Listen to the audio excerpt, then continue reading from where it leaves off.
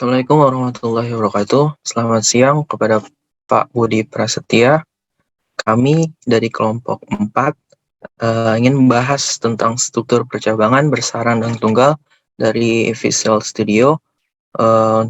Saya Abdullah Farhan dan teman saya Putri Dita, kemudian Dwi Putro Solistio.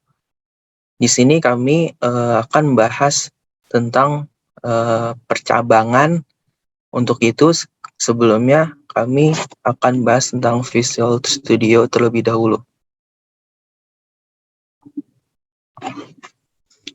Visual Studio 2010, yang sering juga disebut dengan VBNet, pada dasarnya adalah sebuah bahasa pemrograman komputer, di mana pengertian dari bahasa pemrograman itu adalah perintah-perintah atau instruksi yang dimengerti oleh komputer untuk melakukan tugasnya.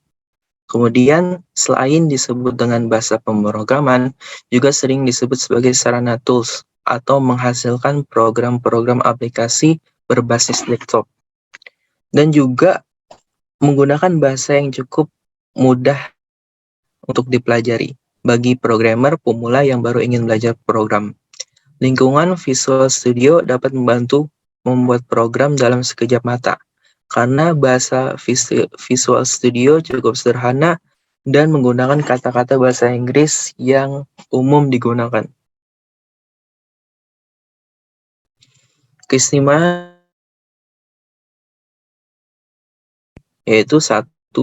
Menggunakan platform pembuatan program yang dinamakan Developer Studio, yang memiliki tampilan dan sarana yang sama dengan Visual C++ dan Visual G++. Dengan begitu dapat bermigrasi atau belajar bahasa pemrograman lainnya dengan mudah dan cepat. Kemudian yang kedua, memiliki compiler handal yang dapat menghasilkan file executable yang lebih cepat dan lebih efisien dari yang sebelumnya. Dan juga memiliki beberapa wizard yang baru.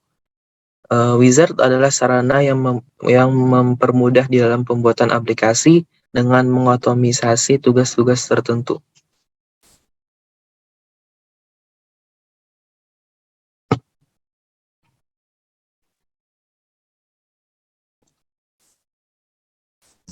Percabangan.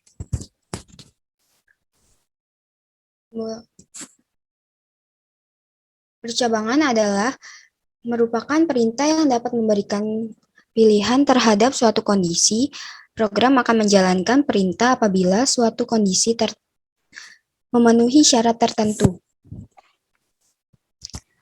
Percabangan if then digunakan untuk melakukan aksi setelah melakukan pengujian terhadap suatu kondisi. Statement ini memiliki beberapa sintaks sesuai dengan jumlah pernyataan yang akan dieksekusi. Berikut adalah contoh dari codingannya. Percabangan if then tunggal. Jika kondisi bernilai benar atau tercapai, maka aksi dapat dikerjakan. Sedangkan jika bernilai salah, maka sintaks tidak akan dieksekusi atau diproses. Langsung keluar dari percabangan dan kembali lagi ke kondisi awal. Seperti ini contoh dari codingan percabangan tunggal. If then tunggal.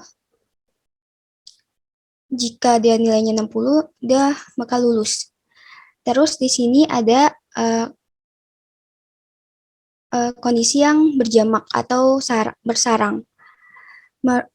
If then bersarang merupakan instruksi yang terdiri dari adanya percabangan yang lain di dalam percabangan atau di dalam percabangan ada percabangannya lagi. Kondisi 1, dicek nilai kebenarannya. Jika benar atau tercapai, maka dicek nilai kebenarannya. Kondisi 2, jika kondisi 2 benar, maka dikerjakan sintaks 1. Jika salah, maka dikerjakan oleh sintaks 2. Sedangkan jika kondisi 1 salah, maka akan dicek nilai kebenarannya. Jika kondisi 3 bernilai benar, maka dikerjakan sintaks 3. Jika salah, maka akan dikerjakan oleh sintaks 4. Berikut adalah contoh dari codingan if then bersarang. Akan dilanjutkan oleh Yo. Ya, di sini kami membuat sebuah form login untuk masuk ke program intinya, yang dimana sintaksnya itu sendiri ada di ini sintaks yang kami gunakan pada tombol loginnya. Dan di sini adalah form utamanya, yang itu yaitu program utamanya yang akan nanti kami jelaskan. Sintaksnya berikut. Ini termasuk percabangan bersarang, nested, karena dari if, ada if lagi, ada if lagi, ada if lagi, ada if lagi. Ya, kesimpulannya adalah VBNet adalah salah satu bahasa pemrograman yang digunakan untuk membangun aplikasi secara virtual. Di dalam VBNet, terdapat beberapa pembelajaran yang digunakan untuk membangun aplikasi. Salah satunya adalah struktur percabangan. Struktur percabangan merupakan perintah yang dapat memberikan pilihan terhadap suatu kondisi tertentu. Pada beberapa kasus, kondisi yang didefinisikan tidak hanya satu, melainkan banyak kondisi. Untuk satu kondisi, maka digunakan percabangan tunggal. Sedangkan jika ada banyak kondisi, 2 atau lebih, maka digunakan percabangan bersarang. Berikut referensi yang kami ambil. Untuk presentasi melalui PowerPoint, kami ucapkan terima kasih. Kita ke programnya. Programnya kelihatan? Bisa.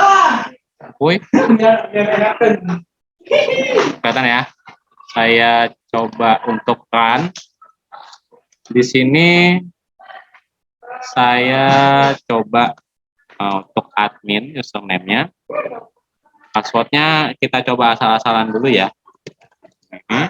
Nanti dia akan keluar peringatan seperti ini. Ini jatuhnya juga if nested, karena jika password salah akan keluar seperti peringatan seperti ini.